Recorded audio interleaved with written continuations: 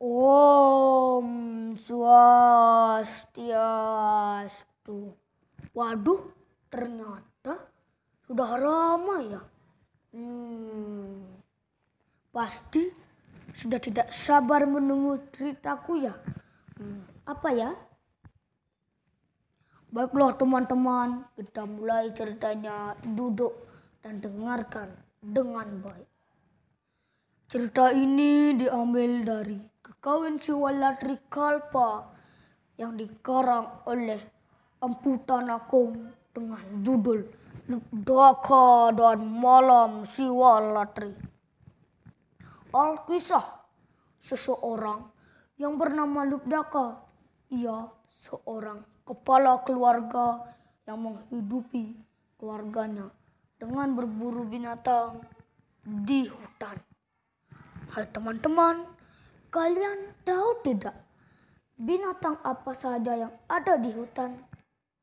Nah, betul itu. Ada macan, singa, gajah, babi hutan, ular, dan banyak lagi yang lainnya. Membunuh binatang telah dilakukan oleh Lubdaka setiap hari selama bertahun-tahun. Hari itu Lubdaka berburu sebagaimana biasanya. Dibawanya semua peralatan seperti tombak, sumpit, dan juga panah. Akan tetapi hari itu tidak seperti hari-hari biasanya. Hari itu terasa sepi, sangat sepi. Jangankan gajah, jangkrik pun tak bersuara. Hingga menjelang sore, Lubdaka belum juga memperoleh hasil buruannya. Kasihan, dia berpikir, sampai aku pulang tidak membawa hasil buruan, makan apa keluargaku di rumah? Nah, pikiran itu membuat Lubdaka semakin bersemangat mencari binatang. Langkah semakin cepat, pandangan mata awas mencari binatang buruan. Tiba-tiba ia melihat ada seekor kijang di balik semak-semak. Ia pun segera membidikkan panahnya. Namun sayang, panahnya tidak mengenai sasaran. Tak terasa hari sudah gelap. Lubdaka masih berada di tengah hutan. Hutan yang gelap penuh dengan binatang buas. Ngeri ya teman-teman. Nah, Lubdaka memutuskan untuk bermalam di hutan dan mencari tempat yang aman. Lubdaka melihat ada sebuah pohon bila yang cukup tua dan tampak kokoh di pinggir telaga air yang tenang. Sebaiknya aku tunggu di atas sana. Binatang haus pasti mencari air di sini. Itulah sasaranku, pikirnya sambil memanjat batang pohon. Di atas sana, Lubdaka berusaha untuk tidak tidur karena ia takut bila terjatuh. Nah, agar tidak tidur, ia memetik satu persatu daun bila dan menjatuhkan ke bawah hingga mengenai lingga yang ada di bawahnya. Lubdaka sendiri tak menyadari bahwa malam itu adalah malam Siwalatri, di mana Dewa Siwa tengah melakukan yoga. Satu persatu daun dijatuhkannya. Entah mengapa, tiba-tiba ia mengenang kehidupannya dan menyesali segala perbuatan jahatnya yang pernah dilakukannya.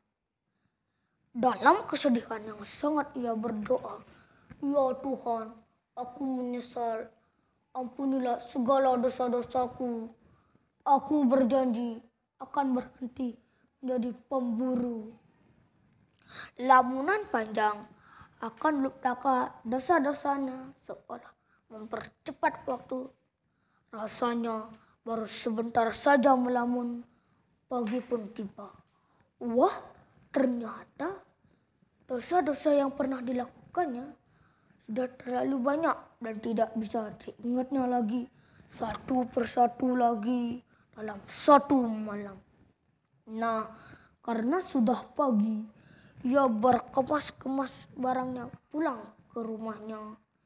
Semenjak hari itu, Lubdaka beralih pekerjaan sebagai petani. Akan tetapi, petani tidak memberinya banyak kegiatan gerak, sehingga tubuhnya gemuk, mulai kaku dan sakit. Kakinya reumatik, asam urat, tekanan darah tinggi, dan kencing manis. Aduh, sakitnya borongan ya. Sakitnya bertambah parah dari hari ke hari sehingga ia meninggal dunia. Dikisahkan, roh Lubdaka baru lepas dari jasadnya. Ia pun melayang-layang di angkasa. Ia kebingungan di mana jalan harus ditempuh. Lalu pasukan Cakrawala datang hendak membawanya ke kawah Candragomka yang berada di neraka. Hai roh pendosa, kau harus ke neraka bersamaku. Kau harus direbus hingga menjadi kerak neraka. Wah, wah, wah, wah, wah. Hardik sang Cakrawala dengan muka yang garang. Lubdaka gemetar, ketakutan, hingga terkencing-kencing. Tiba-tiba saja Dewa Siwa datang hendak mencegah pasukan Cakrawala. Dewa Siwa bersabda, "Hai Cakrawala, memang benar semasa hidupnya Lubdaka berbuat banyak dosa. Akan tetapi ketahuilah, ia yang melakukan Brata Siwalatri akan diampuni dosa-dosanya. Ia akan ikut bersamaku ke Siwaloka." Nah, singkat cerita, roh Lubdaka diangkat ke Siwaloka. Di sanalah ia berbahagia. Habis ceritanya. Teman-teman, kalian tahu tidak apa itu Siwalatri? Nah, Siwalatri diartikan sebagai malam Siwa karena pada hari tersebut Tuhan yang bermanifestasi sebagai Sang Yang Siwa. Dewa Siwa yang melakukan yoga semalam suntuk untuk melebur dosa-dosa manusia. Siwalatri dirayakan setahun sekali setiap Panglung ke-14 bulan ke-7 tahun Saka. Umat Hindu merayakan hari Siwalatri untuk memohon ampun atas dosa-dosanya. Nah, pada hari Siwalatri ada 3 brata yang harus dilakukan oleh umat Hindu. Yang pertama, Mona, artinya tidak berbicara. Yang kedua, Jagra, artinya tidak tidur. Yang ketiga, Upawasa, artinya tidak makan maupun minum. Nah, dengan itu ya teman-teman, jangan sampai terlambat membuat kebaikan semasa dini selama hidup kita. Om Santi, Santi, Santi, Om.